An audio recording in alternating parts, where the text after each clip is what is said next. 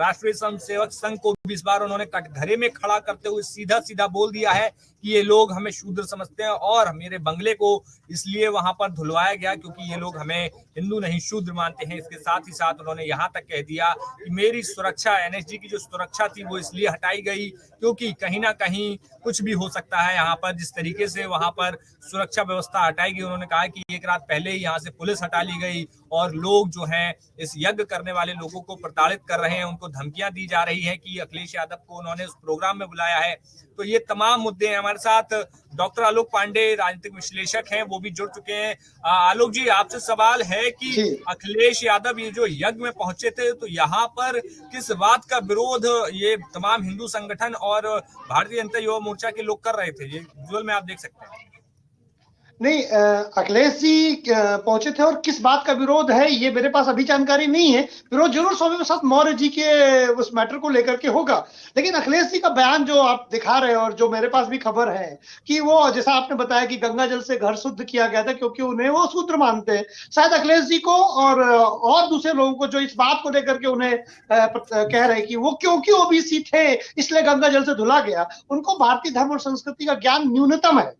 क्यों? क्योंकि जब हम अपने नए घर पे जाते हैं तो अपने घर में कथा कराना, घर को शुद्ध करना, गंगा जल डाल के पवित्र करना, ये भारतीय धर्म की संस्कृति का हिस्सा है। उसमें कोई भी पहले क्यों ना रहा हो। ये नहीं कि ओबीसी रहे थे, अखिलेश जी रहे थे इसलिए शुद्ध कराया गया है। ये बात गलत है। मैं दावे के साथ कहता हूं ये बात गलत है। इसलिए नहीं कराया गया कि वो ओबीसी थे, इसलिए कराया गया कि कोई व्यक्ति नए घर में जब प्रवेश करता है तो घर का शुद्धिकरण, क्योंकि मैं हिंदू हूं, मैं अच्छी तरह जानता हूं, अखिलेश जी भी जानते होंगे, अगर नहीं जानते हो विदेश से पढ़े हो सकता ना जानते हो, मैं तो गांव प्रवेश से हूं, बिल्कुल जानता हूं कि घर का शुद्धिकरण होना, ये वो व्यक्ति अपने घर में जब जाता है, सरकारी निवास से घर तो गिरा के बनाया नहीं जाएगा, तो उसमें ये होता है कि घर का जब शुद्धिकरण होता है तो कोई व्यक्ति उसमें कथा कराता है, घर धुलाया जाता है, गंगा क्या चाहते, मतलब ये होगा कि कोई व्यक्ति उसमें रहता हो, जब दूसरा जाए तो उसी में रहने लगे। ऐसा तो नहीं होता, हमेशा साफ सफाई होती है। अब एक मुख्यमंत्री जो कि संत है, सन्यासी है, वो जाके रहेगा तो उसकी शुद्धिकरण, सफाई, पूजा होती है। ये सामान्य शिष्टाचार है। ये गलत उपयोग किया जा रहा है उस बात का, ये बिल्कुल गलत है। कोई व्यक्ति घर में जाता है तो शुद्धिकरण होती है। इसलिए अखिलेश जी यादव है, ओबीसी है, इसलिए उनके साथ किया गया। ये गलत, अगर एक ब्राह्मण भी रह रहा होता तो भी यही होता। घर की शुद्धिकरण हमारी संस्कृति का हिस्सा है। बिल्कुल ये जो बात कही गई है यहाँ पर शुद्धिकरण आप कह रहे हैं कि एक हिस्सा है, लेकिन अगर राजनीतिक गलियारों में देखें तो इसको एक अलग नैरेटिव की तरीके से प्रस्तुत किया जा रहा है कि उनको उस घर को इस तरीके से शुद्ध करना कहीं ना कहीं उनका अपमान था, क्योंकि वो जिस जाति से आते हैं उसको पिछड़ा माना जाता है और कहीं ना कहीं ये उनका अपमान के तरीके से वो प्रेजेंट कर रहे हैं। नहीं, बिल्कुल है, लेकिन आप ये देखिए, मुझे नहीं कहना चाहिए, जैसे अभी किसी के घर में डेथ होती है, मैं किसी का नाम नहीं लूंगा, हम घर का शुद्धिकरण नहीं करते क्या उसकी मृत्यु के बाद? करते हैं ना? तो क्या हम कहते हैं कि हमारे पिता को हम बिल्कुल प्यार नहीं करते थे इसलिए हमने घर को जलाया, उसको जाके कर्मकांड किया, फिर घर की सफाई होती, घर में शुद्धिकरण होती, अभी भी होती है। तो क्या माना जाए कि हम अपने पुरखों को, अपने पिता को, अपने पितामह को प्यार नहीं करते? घर का शुद्धिकरण हम कराते हैं, नहीं कराते क्या? इसलिए अब ये उत्तर प्रदेश को निखालिस जो हिंदुओं को तोड़ने की परंपरा है वो शुरू हो रही है, क्योंकि 2014 से 21-22 तक विपक्ष और सारे विकास के मुद्दे पर और सारे मुद्दों पर घेर नहीं पाया वर्तमान सरकार को। उसको लगता है कि अब वो केवल नकारात्मक राजनीति करके, नकारात्मक जातीय जातीय राजनीति करके वो हिंदुओं को तोड़ करके फिर वो मत ले सकता है। इसके सिवा उनके पास कोई चारा नहीं है। वो 1990 के दौर को दोबारा दोहराना चाहते हैं। लेकिन आप बताइए, अगर अखिलेश यादव जी ओबीसी हैं तो नरेंद्र मोदी कौन है? वो ओबीसी नहीं है। इस हर बार मैं हमेशा कहता हूं कि समाज गतिशील है, और अगर वो इस जातीय उन्माद को, कोई भी पार्टी हो, बिहार से चला या तमिलनाडु से चला और फिर बिहार आया, बिहार से उत्तर प्रदेश आया, ठीक है, अगर ये जातीय उन्माद फैला करके अब वोट लेना चाहते हैं तो भारतीय जनता पार्टी में ज्यादा ओबीसी है समाजवादी पार्टी से, भारतीय जनता पार्टी में ज्यादा दलित नेता है समाजवादी पार्टी से। तो आप कह रहे हैं कि ये जातीय उन्माद फैलाना चाह रहे हैं, तो समाजवादी पार्टी की तरफ से, तमाम लोगों की तरफ से आरोप लगाया जाता है कि धार्मिक उन्माद भी तमाम जो अभी सत्ताधारी पार्टी है उनकी तरफ से फैलाया जाता है। तो कहीं ना कहीं सबकी अपनी अपनी एक पॉलिटिकल पिच है, वो अपने पॉलिटिकल पिच को मैं उसको बता दूं, धार्मिक उन्माद एक्शन का रिएक्शन है। 70 सालों में एक विशेष वर्ग इस देश का प्रधानमंत्री कहता है, श्री आदरणीय मनमोहन सिंह जी, कि इस देश में संसाधनों का पहला हक माइनॉरिटी स्पष्टता मुसलमानों का है, मुख्य रूप से। ये बात बीजेपी ने कही, ये बात सेकुलर प्रधानमंत्री ने कही। उसके एक्शन का रिएक्शन अगर आप कहें, धार्मिक उन्माद नहीं है, वो धार्मिक एकजुटता है। एक धर्म को जब आप एकजुट करेंगे, दुनिया में कहीं ऐसा मुसलमान नहीं है जहां वो केवल मुस्लिम मात्र हो, वो 72 फिरकों में बटा मुसलमान होता है। भारत का मुसलमान एक केवल मुसलमान है, बाकी सब जगहों पर वो शिया है, सुन्नी है, अहमदिया है, बरेलवी है। क्यों? तो ये तो भारतीय जनता पार्टी भी यहाँ पे उत्तर प्रदेश में तो पसमानदा भी कर रही है, और अलग बंटवारा तो भारतीय जनता पार्टी ने कर नहीं, लेकिन भारतीय जनता पार्टी बिल्कुल कर रही है। आप कह रहे हैं कि मुसलमानों में बंटवारा नहीं है? नहीं, मुसलमानों में एक अभी तक भारतीय जनता पार्टी प्रयोग करे, कितना सफल हो गया असफल हो गया अलग बात है, लेकिन एक जो राजनीति है इसको समझने की कोशिश करिए।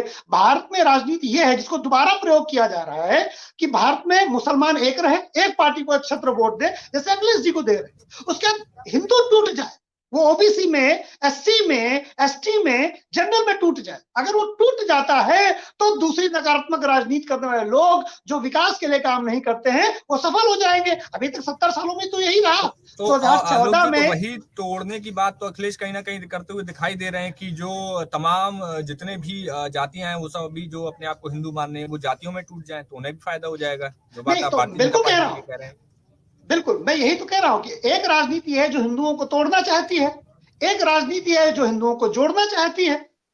अभी तक जो 10 सालों में पार्टी कह रही है कि मुसलमानों को पसमानदा अलग है और बाकी अलग है, तो वो भी तो तोड़ने वाली, मुसलमानों को तोड़ने की राजनीति कर ही रहे ना।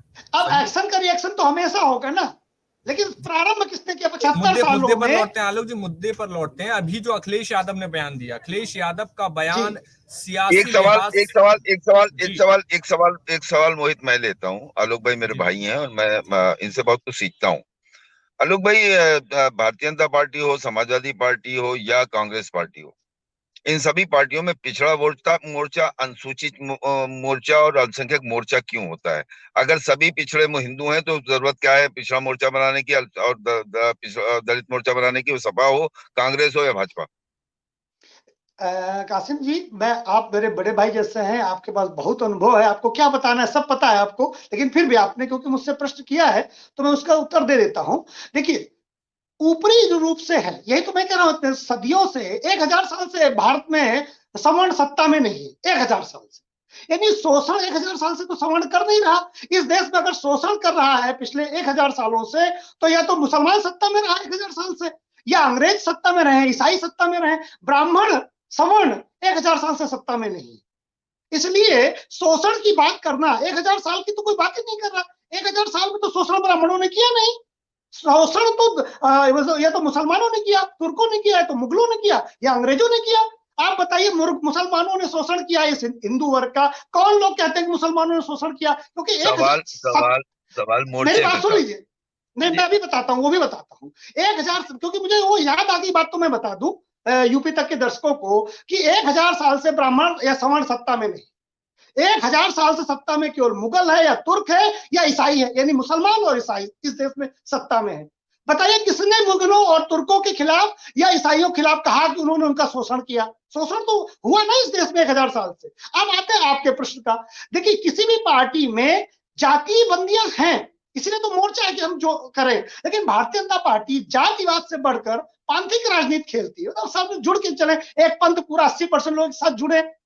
जो दूसरे दल के लोग हैं वो चाहते हैं कि 80% लोग जुड़ ना पाए कभी, हर एक को वोट चाहिए, लेकिन कोई लोग चाहते हैं 80% जुड़ के वोट मिले। कही है आलोक भाई कि 7 दलों में है, भाजपा में क्यों है मोर्चा नहीं होना चाहिए? मैंने वही बात कही है जी। हम अपने दोनों जो हमारे अतिथि गेस्ट हैं उनसे यही कहेंगे, हम वापस से मुद्दे पर लौटते हैं कि ये जो पूरा मामला जो है अब धार्मिकता से हटके एक जातीय आधारित जो आइडियोलॉजी, जो अम्बेडकरवादी विचारधारा कहा जाता है, चाहे जो हिंदुत्ववादी विचारधारा हो, जिसमें भारतीय जनता पार्टी पिच को चेंज करते हुए अखिलेश यादव दिखाई दे रहे हैं। यहाँ पर हम बता रहे हैं कि अखिलेश यादव लखनऊ में एक 108 कुंडीय पीताम्बरा माँ का जो हवन कुंड था वहां पर गए हुए थे, जहां पर उन्होंने बहुत ही तीखी बयानबाजी की। उन्होंने आरोप लगाया कि संघ व भाजपा के लोग जो आयोजक मंडल है इस कुंड का उनको धमका रहे हैं कि आपने अखिलेश यादव को क्यों बुलाया, और इसके साथ ही साथ तमाम आरोप उन्होंने लगाए हैं।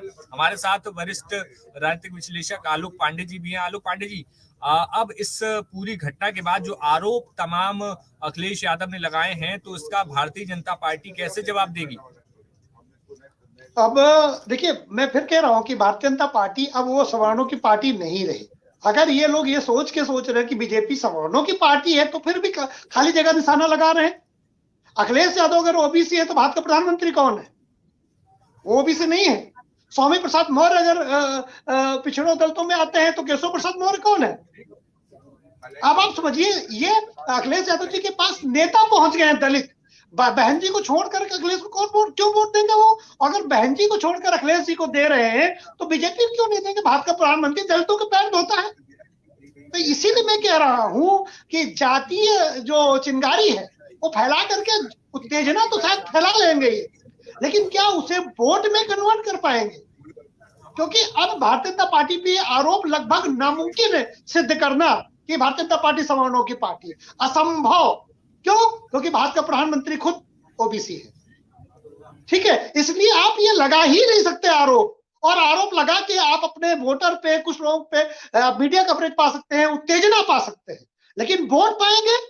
ये बताइए, 85 करोड़ लोगों को राशन मिल रहा है दलितों में, वो राशन वाले को देंगे वोट, या वो व्यक्ति जो सत्ता में नहीं उसको वोट देंगे? अब प्रैक्टिकल भी हमें सोचना होगा। तो मैं कह रहा हूं कि जो राजनीति है, ठीक है, विपक्ष 10 सालों से असहाय है, उसको कुछ ना कुछ तो करना है। उसको लग रहा है यार सब कुछ प्रयोग करके देख लिए हैं, एक बार जरा पुराना प्रयोग करके देखें। क्योंकि सपा बसपा साथ चुनाव नहीं लड़ चुके क्या? अगर आप उसे देखें, सपा बसपा साथ लड़ने के बाद क्या भाजपा को हरा पाई? नहीं हरा पाई ना। दलित और ओबीसी सारा मत आ जाता ना सपा और बसपा में जुड़ने के बाद। क्या हालत हुई सपा बसपा की? वो प्रयोग कर नहीं चुके क्या? अब जो जातीय विध्वंस या जातीय उत्तेजना पैदा करना चाहते हैं, ये आरोप तब सफल होता, मुझे ऐसा लगता है, जितनी मेरी समझ है। हो सकता है मेरी बात गलत भी हो, लेकिन जितनी मेरी समझ है, मैं मतलब निष्पक्ष भाव से बताने की कोशिश करता हूँ। भावुक आदमी हूं मैं, इमोशनल हूं, कभी कभी क्रोध भी आ जाता है, लेकिन मैं बोलता सच हूं। मैं किसी पार्टी की तरफ से नहीं बोलता, कोशिश करता हूं। आप सोच के देखिए कि आरोप आप लगा ही नहीं सकते कि भारतीय जनता पार्टी सवर्णों की पार्टी है। जब वो ओबीसी दलित सबसे ज्यादा उसके पास नेता है, तो दूसरी पार्टी में क्यों जाएगा कोई दलित वोट? और वो सत्ता को क्यों छोड़ेगा, जहां सम्मान भी मिल रहा है, जहां उसे योजनाएं भी मिल रही है, जहां उसे सत्ता मिल रही है? तो ये जो काम कर रहे हैं, इसके अपने रिस्क हैं। हो सकता है वाकई जो कासिम जी कह रहे हैं वो सही हो, ऐसा नहीं, उनका अपना अनुभव है, लेकिन मैं भी अपने अनुभव से कह रहा हूँ। 20-25 साल मैंने भी जिंदगी में इसी चीजों में खर्च किया है, अध्ययन किया है, जाना है समाज को। तो मैं बार बार कह रहा हूं कि ये तब होता जब भारतीय जनता पार्टी सवर्णों की पार्टी होती, तब आप तोड़ सकते थे। लेकिन भारतीय जनता पार्टी का शीर्ष नेतृत्व ओबीसी है, अभी उनके रिएक्शन भी आएंगे ना, इसलिए ये बाउंस बैक भी कर सकता है। उत्तेजना के लिए ठीक है, लेकिन मुझे लगता है कि राजनीतिक रूप से इसका बहुत असर कम से कम मैं नहीं देखता हूं। मैं नहीं मानता कि कितना होगा, वो तो साल भर के चुनाव के बाद पता चलेगा। लेकिन भारतीय जनता पार्टी क्योंकि सवर्णों की पार्टी, रिपीट फिर करता हूं, भारतीय जनता पार्टी सवर्णों की पार्टी नहीं है, आज की डेट में ओबीसी की पार्टी है। तो ओबीसी हो सकता है थोड़ा और बढ़ जाए, लेकिन मैं 1990-95 की राजनीति को भारत में पुनः वापस आते हुए नहीं देख पा रहा। जी।